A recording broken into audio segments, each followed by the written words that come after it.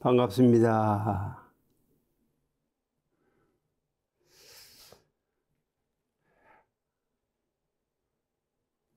무더위가 많이 사라져서 아침 저녁으로 쌀쌀합니다. 이럴 때일수록 건강에 유의하셔서 진정한 온불교의 교도가 되시고 대종사님의 적자가 되시며 인류를 구원하는 구제법사가 되시기를 기원합니다. 우리는 어떤 문제에 대해서 생각하고 심사하며 숙고하여 해답을 얻을 수도 있고, 또 하나는 맑고 고요한 가운데 우연히 떠올라 해답을 얻을 수도 있다는 사실을 알 수가 있습니다. 저는 어느 날 좌선을 하는데 새벽의 맑은 공기에 창문을 조금 열어놓고 좌선을 했습니다. 이렇게 좌선을 하고 있는데 문득 한시 한수가 슬며시 떠올랐습니다.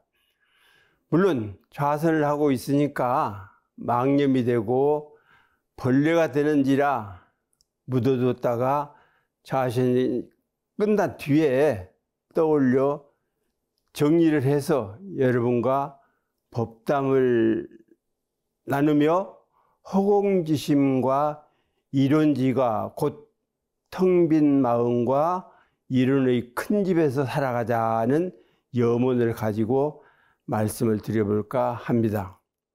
그러면 먼저 정리한 한시 절체를 읽어보고 아울러 말씀을 드려보겠습니다.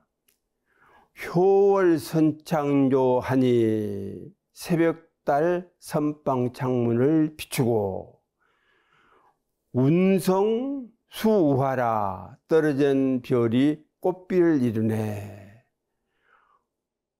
심어 벌레멸 하니 마음 비우면 벌레가 소멸하고 공각 이론가라 공을 깨치니 이론이 집이여라 라는 오원절구의 한시입니다.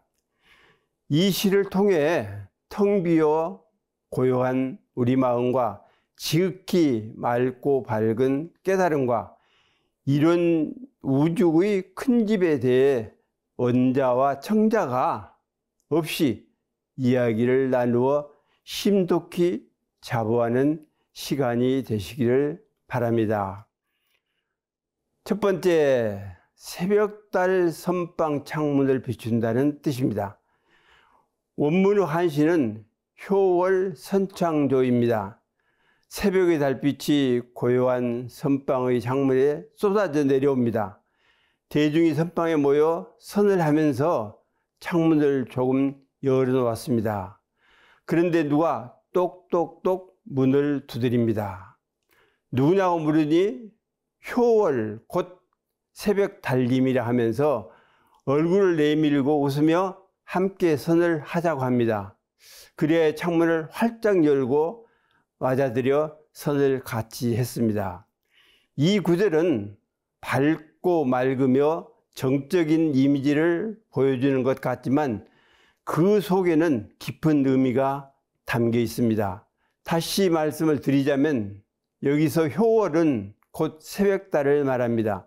그 달은 허공에 뜬 현상의 달을 말하기도 하지만 우리 내면 깊은 곳에 있는 본래의 마음달, 즉 불성을 상징하는 심월 또는 성월이라는 의미입니다. 캄캄한 밤이 끝나면 새벽이 찾아오듯 벌레로 가득 찬 우리의 마음이나 삶 속에서 고요하고 맑은 본래 성품이 항상 존재하고 있기 때문에 구름이 거친 달처럼 밝아지는 것임을 알아야 합니다. 또한 선창은 어디인가요? 우리가 집을 짓는데 가장 중요하게 생각하는 것은 창문을 어디에 어떻게 낼까일 것입니다. 이처럼 선방의 창은 곧 수행자의 마음을 상징하는 창문입니다. 고요한 새벽 그 창문 곧 심창을 통해 모든 벌레를 내보내고 달빛처럼 맑고 밝은 지혜의 광명을 내면에서 일으키자는 것입니다.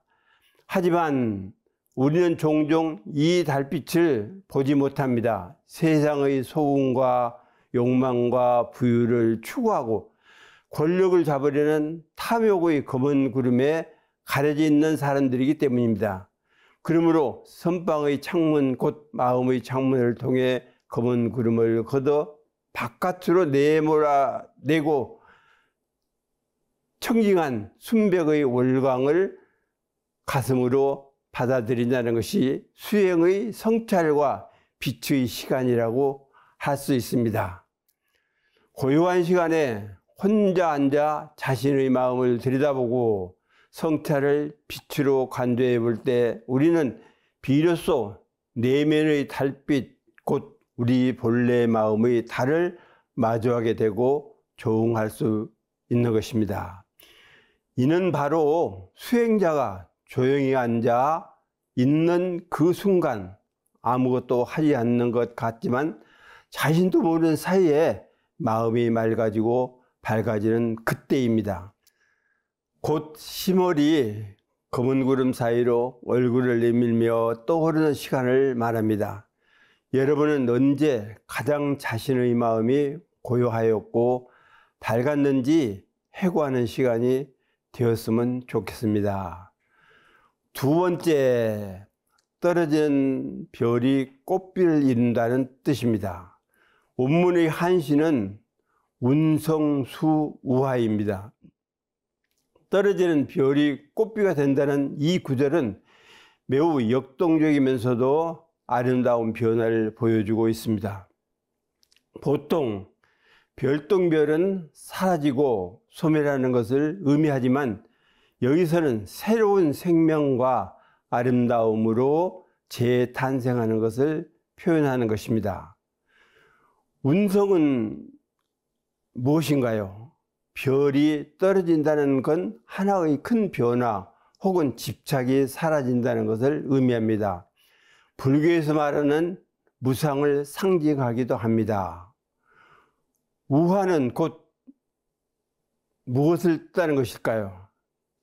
우화는 곧 화우라는 의미로 꽃의 비, 즉 비처럼 내리는 꽃이라는 뜻입니다. 불교의 법화경에서 부처님이 설법하실 때에 하늘에서 꽃비가 내렸다고 기록해 놓고 있습니다. 이 기록에 따른 이야기, 곧 앞의 법화경에서 꽃비에 대한 근거는 불교의 염화시중이라는 성어가 있습니다.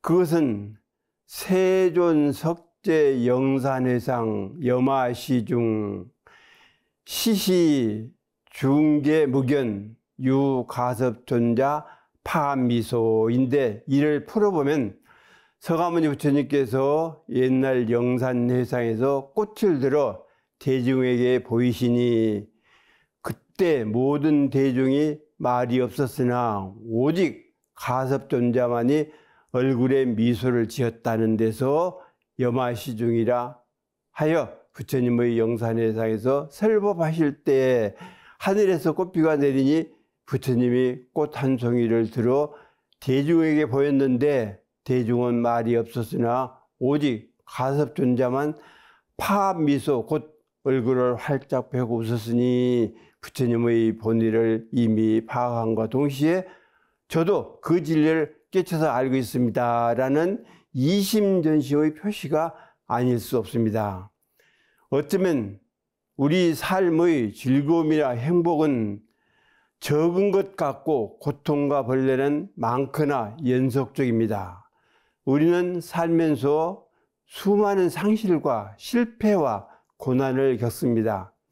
마치 하늘에서 떨어지는 별처럼 우리의 희망과 꿈이 산산이 부서지는 것처럼 느껴질 때도 있습니다. 그러나 여기서 말하는 이 구절은 그러한 고통이 절망으로 끝나는 것이 아니라 오히려 새로운 깨달음과 아름다운 경험으로 변할 수 있다는 희망적인 메시지를 암묵적으로 제시하는 것입니다. 가장 어두운 밤에만 별이 빛나듯 가장 힘든 순간에야 우리는 비로소 자신을 깊이 돌아보고 삶의 진정한 의미를 깨달아서 반짝거리는 별들이 되시기를 염원합니다. 세 번째, 마음 비우면 벌레가 소멸한다는 뜻입니다. 원문의 한시는 심어 벌레멸입니다. 이 구절은 이 한시의 핵심적인 주제를 직접적으로 제시를 합니다. 심어 곧 마음을 비운다는 것은 무엇일까요? 비일허, 텅 비울 허자를 썼습니다만 단순히 아무 생각 없이 멍하다는 것, 멀뚱멀뚱하거나 멍 때리고 있는 것을 뜻하는 것은 아닙니다. 이는 마음속에 가득 찬 탐욕, 집착, 미움, 불안, 공포, 불행, 무명 등의 벌레를 내려놓는 것 또는 벌레가 다 소멸한 청정한 경지를 의미합니다. 가령 컵에 물이 가득 차 있으면 더 이상 아무것도 담을 수 없듯이 벌레로 가득 찬 마음에는 진정한 심화와 청정과 명량이 들어설 자리가 없다는 뜻입니다. 그래서 우리가 마음을 털고 비우는 순간 우리는 자유와 평온과 청정과 화해와 명징을 얻게 되는 것입니다. 마치 꽉 막힌 수도관이 뚫리면서 물이 콸콸 시원하게 흐르듯 마음속에 벌레가 사라지면 본래의 맑고 깨끗한 마음이 드러나게 되는 것입니다. 우리가 벌레즉 볼이라는 말을 합니다. 즉 벌레가 곧 볼이라는 말씀처럼 바로 벌레가 깨달음의 원천이 되고 지혜가 되며 성독의 계기가 될 수 있는 것입니다. 역설적이 몰라도 벌레가 없으면 깨달음과 지혜와 도와 부처를 얻거나 이룰 수 없게 된다는 뜻입니다. 네 번째, 공을 깨치니 이론이 집이여라 라는 뜻입니다. 원문의 한시는 공각 이론가입니다. 마지막 구절은 앞선 세 구절의 결론이자 우리가 도달해야 할 부처의 지혜와 복락과 낙원의 경계를 보여주는 구절이라고 할 수 있습니다.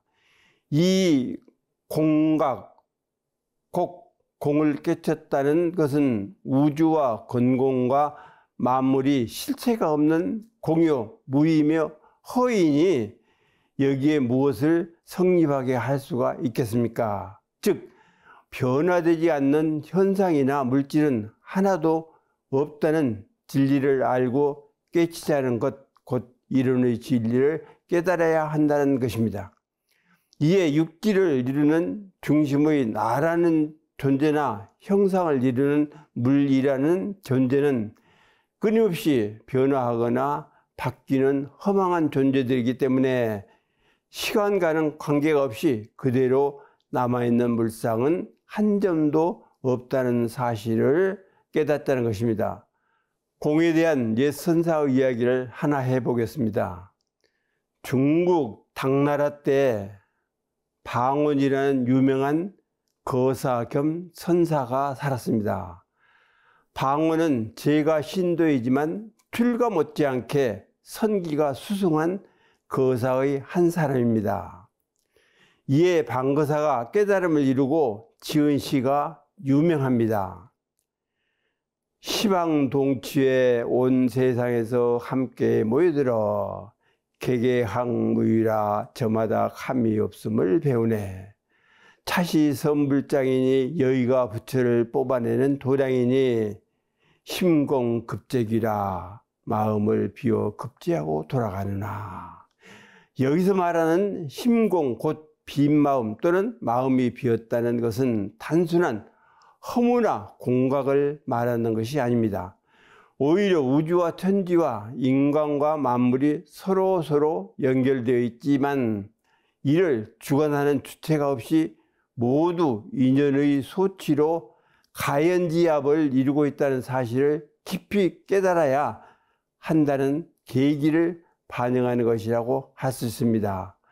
방거사는 일가 사부를 이룬 부유한 집안으로 방거사와 부인과 아들과 딸이 모두 진리의 눈을 뜬 사람들이지만 더 큰 공부를 하기 위하여 모든 재산을 버렸다고 합니다. 이러한 가운데 딸인 영조는 대단한 실력을 가졌습니다. 하루는 아버지가 열반에 들려고 딸에게 해가 정오에 이르면 알려달라 했는데 정오가 될 무렵 딸이 해가 일식을 하고 있으니 잠깐 나와 구경하시라고 속이고 그 사이 아버지가 열반하려고 자리를 잡아놓은 그 자리에 앉아 먼저 열반에 들었습니다. 이에 아버지는 너의 기봉이 나보다 더 민첩하구나 말하고 답의를 하였습니다. 그리고 일주일이 지났는데 친구인 양조의 주목인 우구가 병문안을 하러 왔을 때 방원거사가 말했습니다.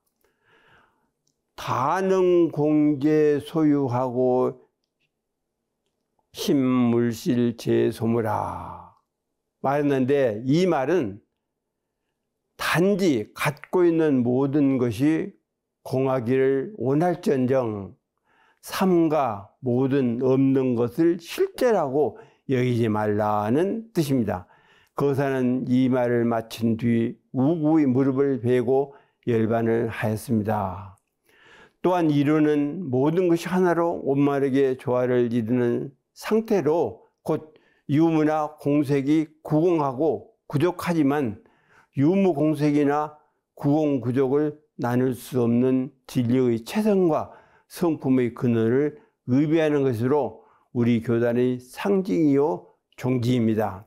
즉 나라는 존재와 물질 또는 우주와 천지, 이상과 현실이 둘이 아닌 하나라는 것을 깨닫는 순간 우리는 비로소 이론가, 곧 우주의 이론이 본래 나의 집 또는 내 집이라는 사실을 비로소 알게 되는 것입니다.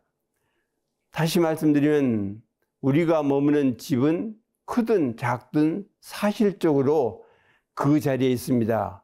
영구히 살 것처럼 잘 꾸미고 살아갑니다. 그러나 정말 크고 넓은 집에서 떠나 살고 있습니다.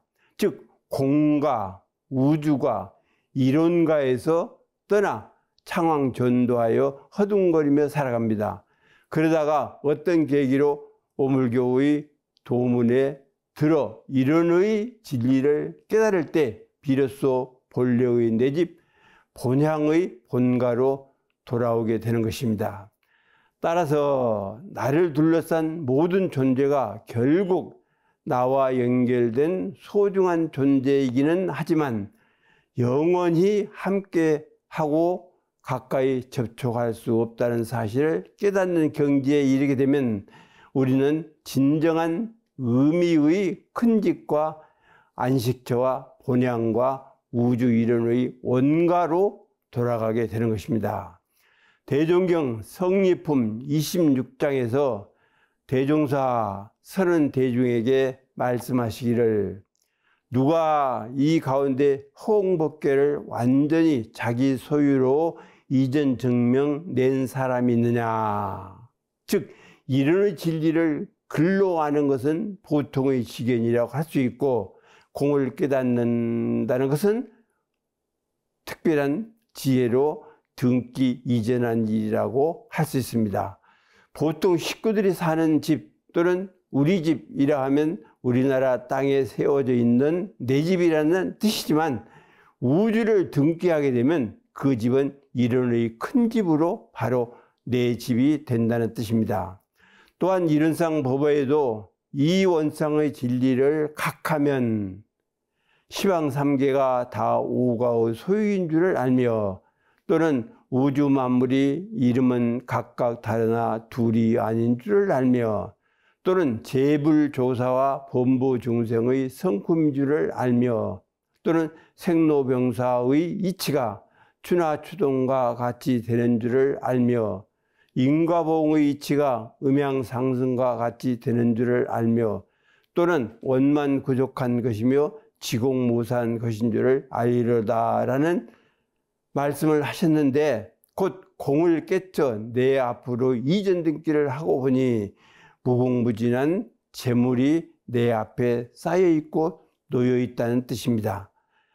마무리를 하면서 말씀드리자면, 오늘 이 한시는 저와 여러분에게 분명한 경종을 울리고 있습니다. 즉, 고요한 마음으로 내면의 심지에 달빛을 비추고 삶의 여정을 아름다운 꽃피로 승화시키며 마음을 비우면 벌레가 소멸되어 결국 모든 존재가 하나이며 더 나아가 하나마저도 부정하고 또 부정하는 참 공의 진리인 이론을 깨달아 온 우주를 내 집 삼고 내 마당을 삼아 유영하면서 영생영겁을 즐겁고 평화로운 무량나원에서 살아가자는 것입니다.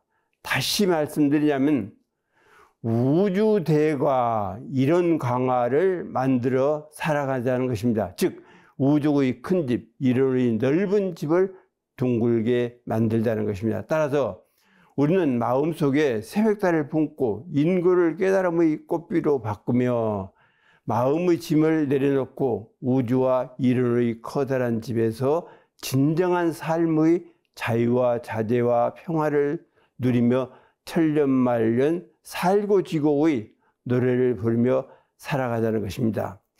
또한 이 자리에 앉아 법문을 듣고 어떠한 일을 하며 출장을 가고 공부를 하며 식구들의 식사를 준비하는 등등 여러분이 있는 그 자리가 선방이고 마음이 일어나고 소멸하는 그것이 바로 그 선의 수행임을 알아 효월이 비추고 꽃비가 내리는 길을 밟으며 이론의 집을 만들어서 수선해가는 영겁동지가 되어야겠습니다.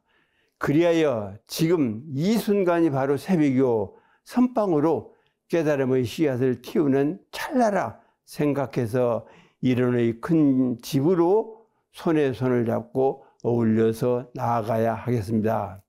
이 법회의 인연으로 밝은 달이 쏟아지는 새벽에 이론의 진리를 깨닫고 마음의 벌레를 소멸하여 부처가 되며 이론의 큰 집으로 광대무량한 나원에서 여중동락 곧 대중과 함께 즐거워하자는 말씀을 드립니다. 의식안급을 통하여 항상 가정이나 직장이나 사회나 국가 세계에 이론의 광명이 비추고 사은의 은혜가 충일하시기를 두 손모아 기원을 드리면서 말씀을 마치겠습니다. 함께해 주시고 경청해 주셔서 감사합니다.